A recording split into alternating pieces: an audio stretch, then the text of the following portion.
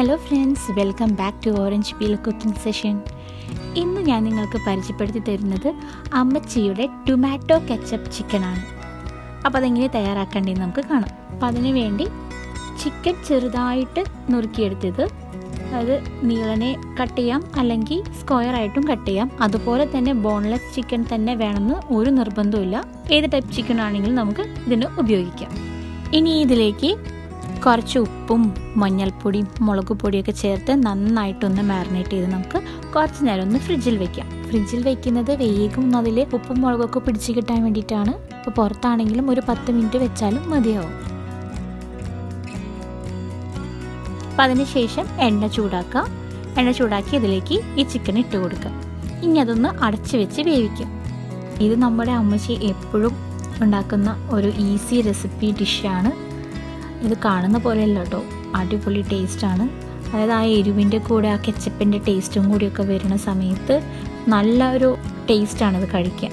പിന്നെ അതുപോലെ ഇതിൻ്റെ ഹൈലൈറ്റ് എന്ന് പറയുന്നത് വേറെ ഒന്നും നമ്മളിതിൽ ആഡ് ചെയ്യുന്നില്ല.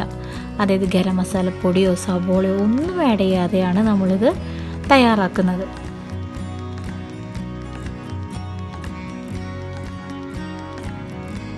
ഇപ്പോൾ നമ്മുടെ ചിക്കനിൽ നിന്ന് വെള്ളമൊക്കെ വന്നിട്ടുണ്ട്, ചെറുതായിട്ടൊന്ന് വെന്തൊക്കെ തുടങ്ങിയിട്ടുണ്ട് ചിക്കൻ. ഇനി നമുക്കൊന്ന് നന്നായിട്ടൊന്ന് ഇളക്കിയൊക്കെ കൊടുത്തിട്ട് അതൊന്നും കൂടി ഒന്ന് അടച്ചു വെച്ച് വേവിക്കുക. അതായത് കുറച്ചും കൂടി ഒന്ന് വേവാനുണ്ട്. ഇനി അതുപോലെ തന്നെ നമുക്ക് ഈ ചിക്കനിൽ നിന്ന് വേണ്ട വെള്ളം എല്ലാം വറ്റിപ്പോണം. അതിനുശേഷം മാത്രമാണ് നമ്മൾ കെച്ചപ്പ് ഇതിലേക്ക് ആഡ് ചെയ്യുന്നുള്ളൂ.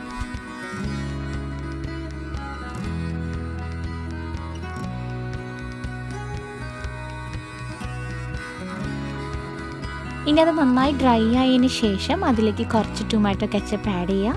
നന്നായിട്ടൊന്ന് മിക്സ് ചെയ്യുക.